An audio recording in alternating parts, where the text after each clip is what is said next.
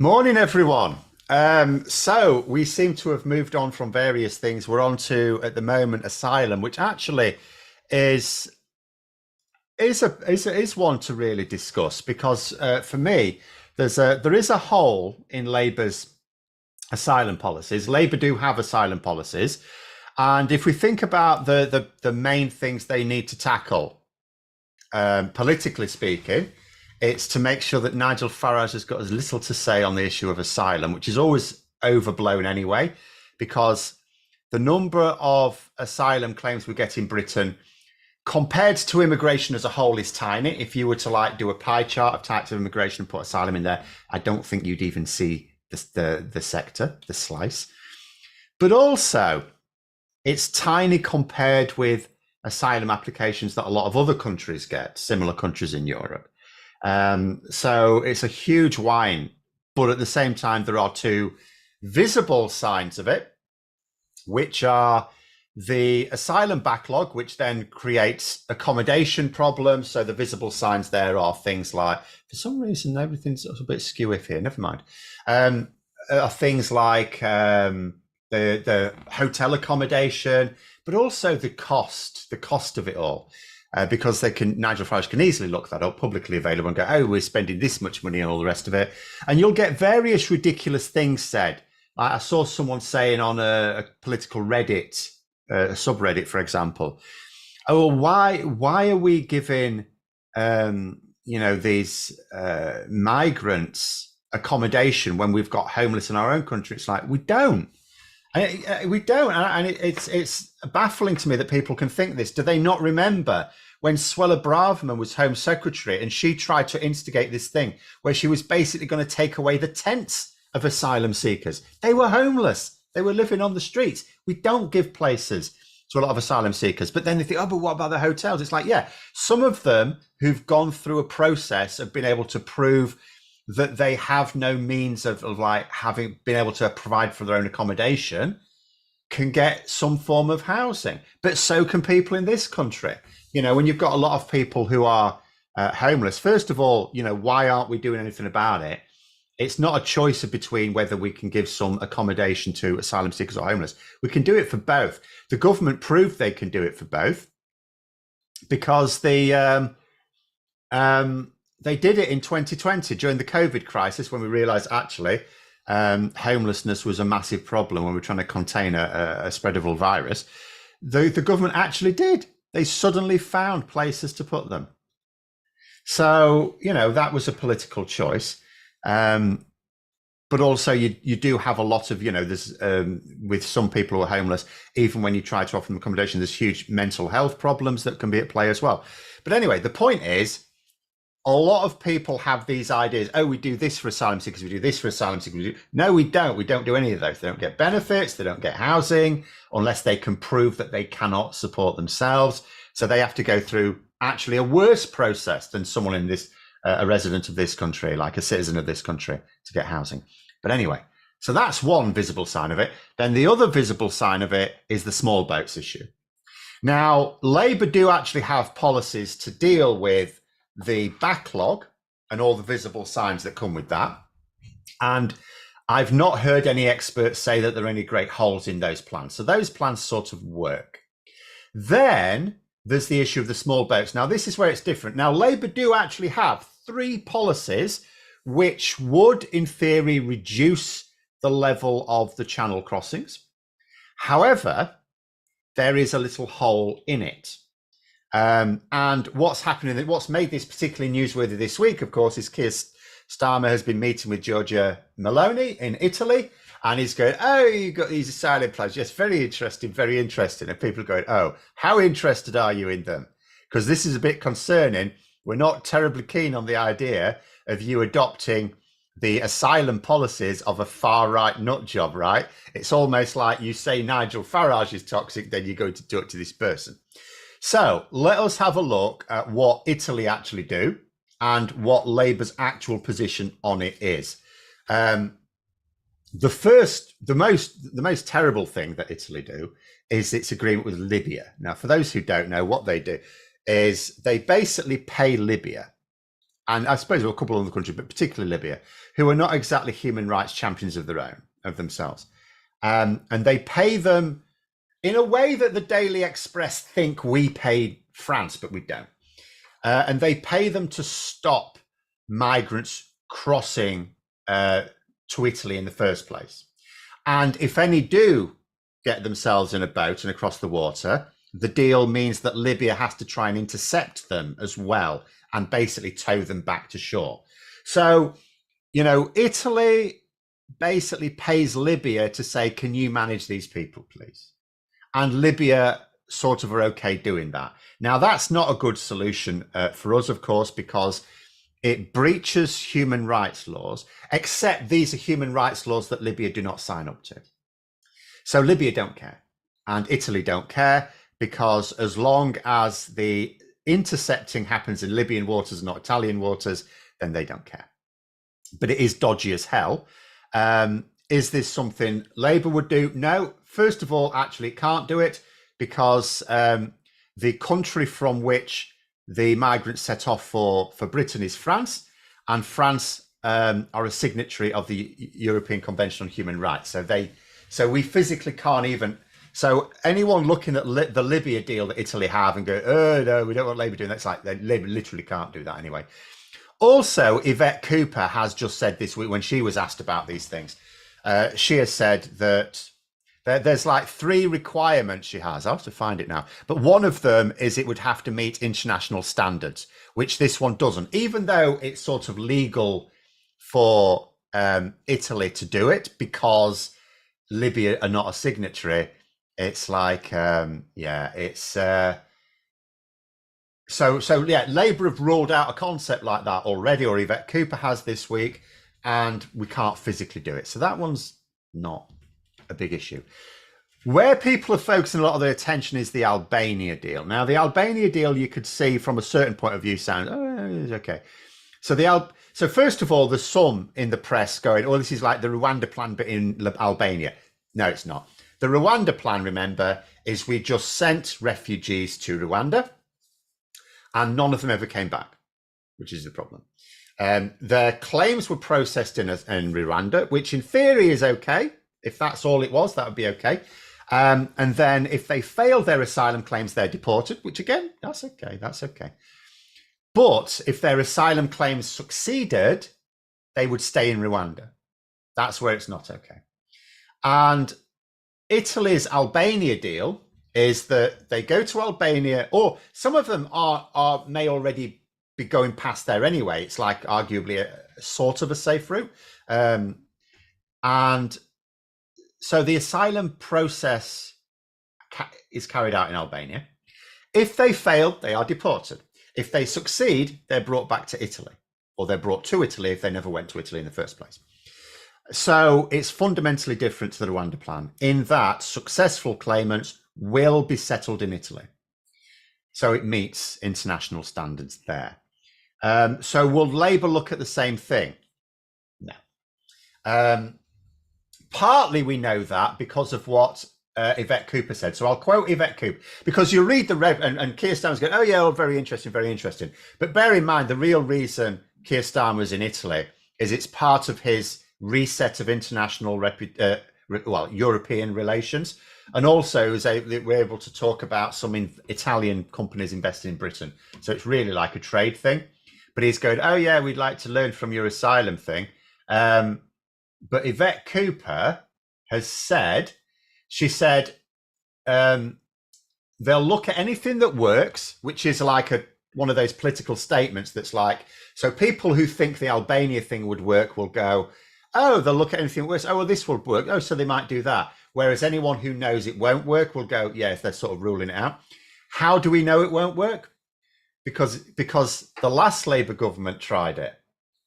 I don't remember if it was Albania specifically, but a similar thing.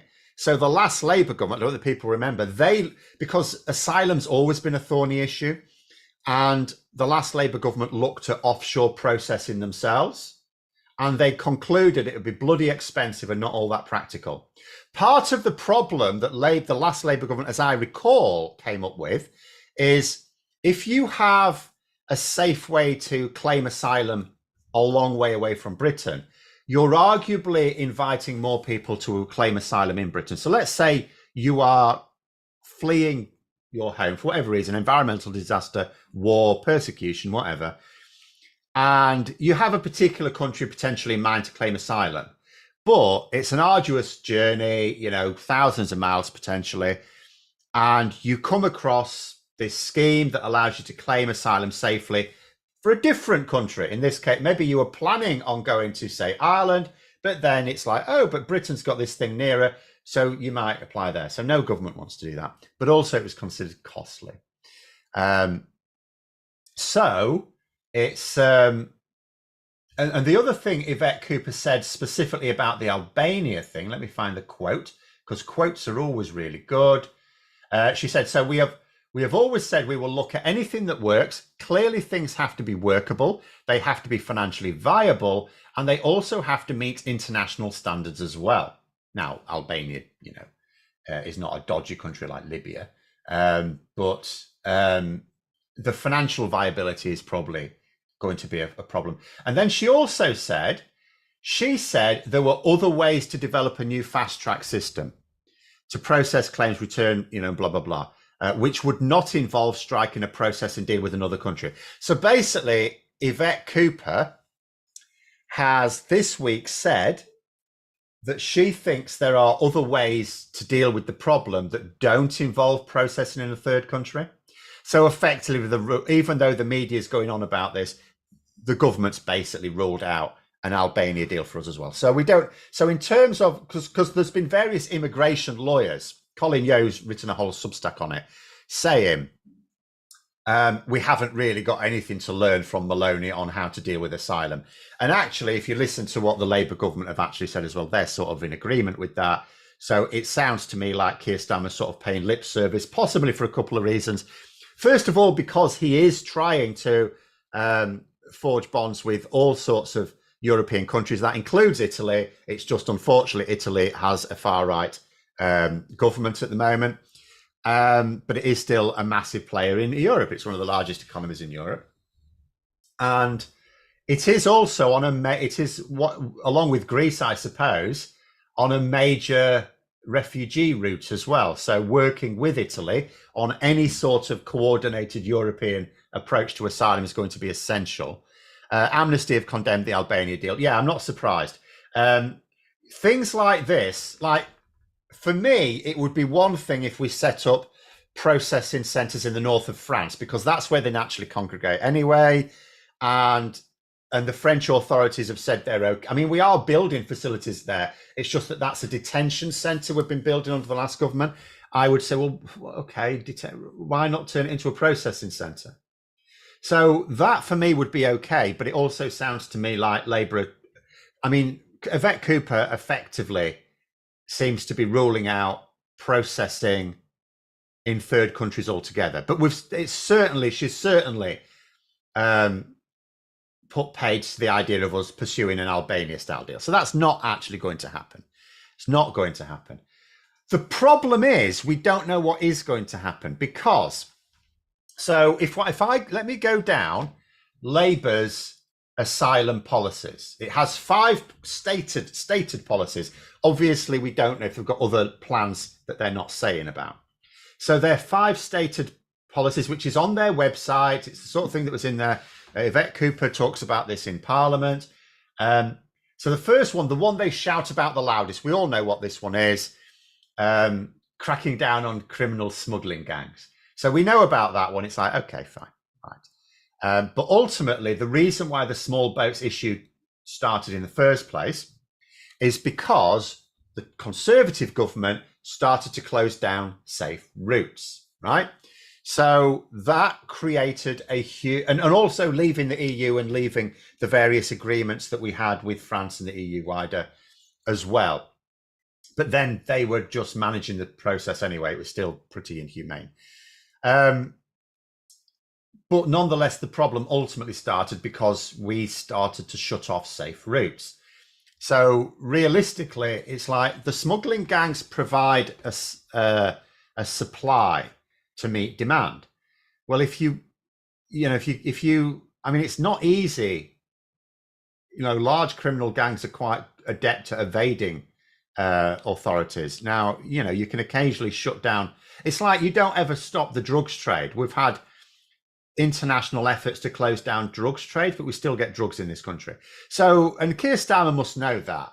He must know you will never actually crack the smuggler gangs. You may be able to break the odd gang or part of a gang, some individuals, but while the demand is there, the supply will be there. So that doesn't solve the problem. You can say it's part of the solution if you want, but it doesn't solve the problem. The next policy is ending hotel use by clearing the asylum backlog. That's a good policy, that's fine, but that has got nothing to do with the small boats crisis. That is to do with the asylum backlog. The third one, now this is a good one, and it does address the small boats one, is Glenn saying, hope Starmer isn't going to be shaking hands with Orban next. He's already done it. You've got to. Sorry, you've got to. If you're a world leader, then you've got to do that. And if anyone here wants the UK government to forge genuinely closer relations with the EU, and for some people, that is like myself wanting to actually go back into the EU, we're going to have to be on good terms with the Hungarian government as well, because they have a veto on what we can and cannot agree with the EU. So yeah, he's already shaken hands with Orban, and he'll have to continue to do so. That's just the nature of it. Anyway, sorry, this third policy, reform resettlement routes to stop people being exploited by gangs. Now that's very vague. What does that mean? It means that if you've got asylum seekers who have family links in the UK, they should have an easier, Labour are saying they will set up an easier process for them to claim asylum. So that should be useful, as long as that system works offshore, which I think is the suggestion is that it will. That should reduce it. But then what do you do about refugees who have some good reason to want to seek asylum in the UK, but don't have family links? Like, for example, people from Afghanistan who, worked with British forces, for example, and thought, and when not us, it was America mostly, but, we were part of it, basically let the Taliban come back in. Why, so naturally a lot of Afghans would go, oh, well, you're Britain, so, we'll go to Britain then. They said we'd be safe there. So we end up actually with a lot of these small boat crossings being Afghans. And no one suggests that Afghanistan is a safe place. This is madness to me. Even the Conservatives don't dare say Afghanistan is a safe place under the Taliban. And yet there's no safe route for an Afghan to claim asylum here. But anyway, the resettlement routes one, yeah, okay, that helps a bit, but it doesn't solve the problem for refugees who have no family links. New returns agreements, okay, yeah, but that's to do with that is to do with when people fail their claims, being returned more quickly. That's all that is. And then the last one, tackling humanitarian crises at source to help refugees in their region. Yes, obviously that helps, and is also preferable. If people don't have to flee their homes for environmental disasters, political instability, war, whatever, then that's always preferable. People ultimately want to live in their own homes. But again, doesn't solve it. So, but nowhere in here, does it say what Labour are going to do. So you've got some refugees. They want asylum in Britain. They've got some good reason to think that Britain is the ideal place to claim asylum. Maybe they speak a bit of the language, or, it's just depending on where they've come from. It's got closer links with Britain or something like that. For whatever reason, they think Britain is the place to claim asylum. They don't have family links. Labour have no stated policy for dealing with that, which is why, of course, whenever anything happens, so it's natural that when Keir Starmer goes and meets Meloni and Girorgia Meloni, and he goes, oh yeah, you've got these plans on asylum. Yeah, we're terribly interested in plans to deal with asylum. Yeah, we should work together. People are naturally going, how closely are you working together with her? So that is natural, because there is that hole in Labour's stated plans. Anyway, I'll go through some comments, because I missed a lot of these out. It is possible to learn from what Italy's doing in the form of a lesson of how not to do it. Well, I mean, although you might be saying that tongue in cheek, that is actually literally true as well. obviously, if a country tries a scheme, because usually what you'll get is if someone comes up with an idea to do something and no one's ever tried it before, you can go, well, it might work, it might not, someone's got to try it. So yeah, actually, you are right, very right, in that if Italy try a scheme out, other countries can learn from it. However, as I say, the Libya plan is hideously immoral, quite frankly. At the same time, Labour have, even if you didn't trust Yvette Cooper saying, oh, it'd have to meet international standards, or if you thought that was not an explicit enough refusal, we have no physical way of applying the Libya plan. None at all, because our equivalent is France. France aren't going to do that. They're not going to intercept people already in the water and tow them back or anything like that. Or they'd go out and rescue them, but if they need be, and obviously we've had 2 tragic cases now of multiple deaths trying to cross the channel. Unfortunately, as the weather gets a bit worse, that may get a bit worse as well. Sean there say, will we end up with a rump of migrants from safe countries, economic migrants who pay the smugglers for a better life? Well, the thing, see, this is the concern that's raised. Oh, they're not really refugees, they're just, economic migrants. But it's like, but then they fail their asylum claim. Because actually, and this is where I do feel, a bit, because there will be some people who fail their asylum claim, not because they're not genuine asylum seekers, but just because they can't prove it. The burden of proof is on the asylum seeker. It's not, the burden of proof is not on our immigration authorities to prove that they don't have a claim. The burden of proof is on them to prove they do, or within beyond reasonable doubt. And someone who comes from, because when you talk about a safe country, so there can be countries where it's safe for some people and not others. Like Rwanda is a classic example. Now, okay, actually some parts of Rwanda are not safe for anyone because it's actually at war with DRC. Technically, there's like border skirmishes. But, if you went to Kigali, for example, if you went on holiday to Kigali, you'd probably be okay. It's not the sort of place I would want to go. I don't want to go anywhere. But you'd probably be okay. But just because it's safe for like tourists or for some people, or within a country, if you've got a lot of, sometimes you have like ethnic divisions, and sometimes the government is largely, formed from one particular ethnic group, and they treat another ethnic group in the country very, very badly. So you can still have an otherwise safe country where you are still persecuted. Take, for example, like the United States. Let us say that Donald Trump, the orange one, became president, right? So America would still be deemed a safe country, but he's actually promising to persecute Americans, isn't he? He's actually promising to persecute Americans. So there would actually be a case in a second Trump presidency where America is, if I was to go on holiday to America or a business trip to America, I would be fine. I would feel, actually, I don't ever feel very fine in a country where you're encouraged to wear guns everywhere. I mean, it's like the Secret Service in America saying they're having to admit they cannot actually guarantee the safety of Trump or Harris. Why? Because you've got a pissing country where everyone's allowed a gun. I was actually amazed that the second attempted assassin is being charged with improper possession of firearms. I thought this was amazing. I didn't think there was any such law in America. I'm only half joking now. So yeah, you could have a situation there. So as I say, the reasons for people to flee and have a valid claim to claim asylum, it could be that where they've come from, that climate change has actually just utterly destroyed their home. It could be that there's war going on. I mean, you look at Ukraine, for example, we've accepted asylum from Ukrainians, but there are a lot of Ukrainians still living in Ukraine. The country hasn't emptied. So we accept that it is possible for a lot of people to carry on living in Ukraine. And yet we also accept that some parts of it are unsafe because of war. So we've accepted refugees from Ukraine. And then you've got people, I mean, Hong Kong, I should have picked Hong Kong as rather than this hypothetical American thing. We accepted asylum claims from Hong Kong. Hong Kong is classed as a safe country. But for some people, it's not, because some people are being persecuted. So even the Conservative government accepted a lot of asylum claims from people in Hong Kong.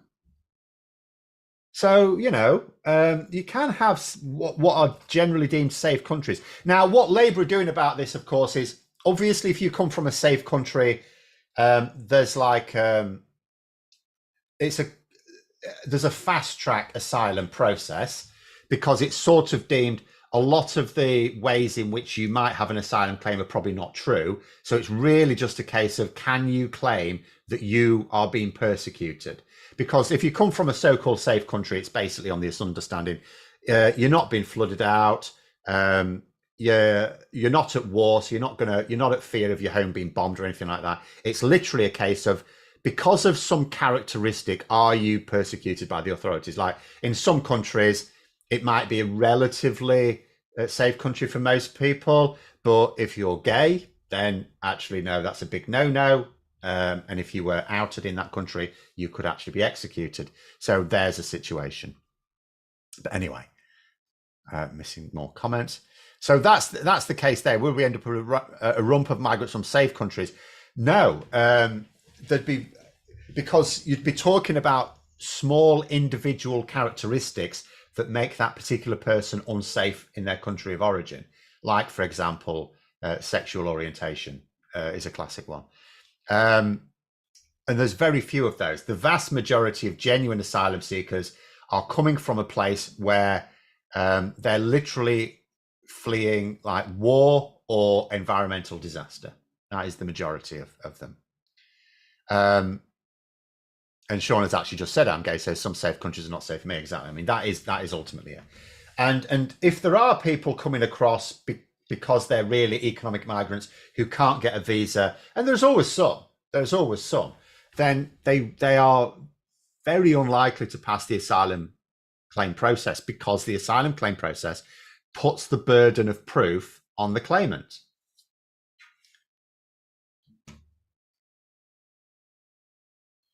But anyway, the Brexit Overton window needs to be shifted back again. So in many ways, I would argue it already has. The problem at the moment now is the process.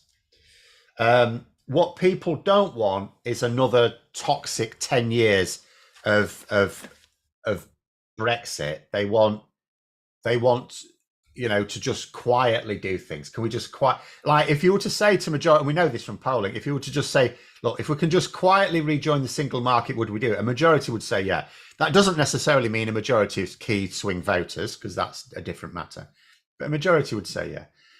But we also know from polling, if you say, oh, but should we join the EU whole then? Yeah, we should. Should we give up the pound to do it? Oh no. And then if you start to talk about, even if it meant a very toxic debate or anything like that, a lot of people a bit wary of that as well.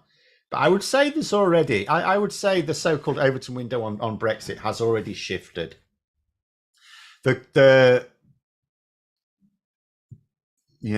It's just that there's the actual process is now complicated, not least of which because the EU haven't actually, we're not able to get any actual talks started just yet, and we're probably going to have to wait. There's a lot of EU policy experts are saying, yeah, we're going to have to be patient on this one.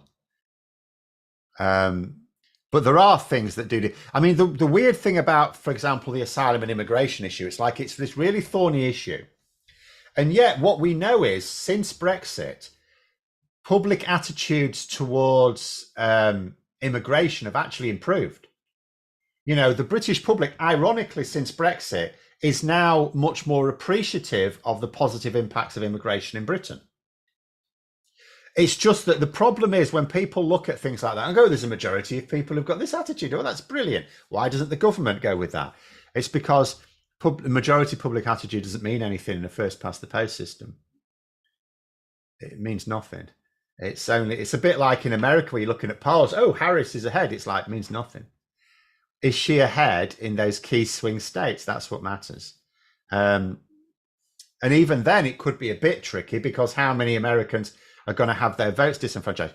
Trump this week was urging his supporters to vote illegally, to put in multiple ballots. I don't even know how that's supposed to be possible, but I don't know the details about how different states in America vote, but the fact that he's urging his supporters to stuff the ballot, openly doing it on camera, I saw a recording. It's ridiculous, absolutely insane. Can you imagine someone in this country doing that? You say Labour cynically shoehorned red lines into their Hobson's Choice offering. I don't know what GTTO is. It wasn't. They're not. They don't shoehorn anything in. Like, you've got to remember, Keir Starmer was literally the biggest anti-Brexit voice in this country until we left the EU. And most of his cabinet as well were very vocal on the issue. And this was when we had a Labour leadership that was clearly pro-Brexit, even if not pro-Tory Brexit. But we'll never know what sort of Brexit they envisaged because they never really said, because they were pretending not to be pro-Brexit. But yeah, it's absolutely not. The red lines obviously need removing at some point in the future. But to me, I mean, when people are saying, oh, like when Ed Davies saying we should join the single market, yeah, we should. But then when you've got some commentators saying that Keir Starmer could do it right now, it's like, how? How exactly? How exactly? He can't even get a meeting with Ursula von der Leyen. And if the first thing he was to say to her, or even part of the meeting, if he was to say to her, oh, we should, we'd like to rejoin the single market, immediately what would happen is the Conservative Party would say, well, as soon as we come back to power, we will scrap the whole thing. At which point von der Leyen will say, well, it's a waste of our time talking about it then, isn't there? Mike, they're saying negotiate for any child born after something to get EU citizenship. No, which we had this a few years ago. You can't. Your EU citizenship is for a country.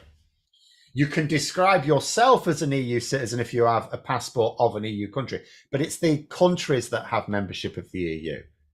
A person. Now, we know that if you're rich, there's a few dodgy ways to get it, like Malta's a bit of a soft touch. But the EU itself is trying to crack down on that, the sort of golden passports. But yeah, if you can convince an EU country to give you one of its passports, then sure. And some wealthy people for some countries, like Malta, particularly, I don't know whether they have they actually stopped that now? I know there was a bit of a hoo-ha. The EU generally wanted this stopped, but that was certainly a way. All you had to do was hand over a load of money and put it in a Maltese bank, and you could get a Maltese passport. But there we go.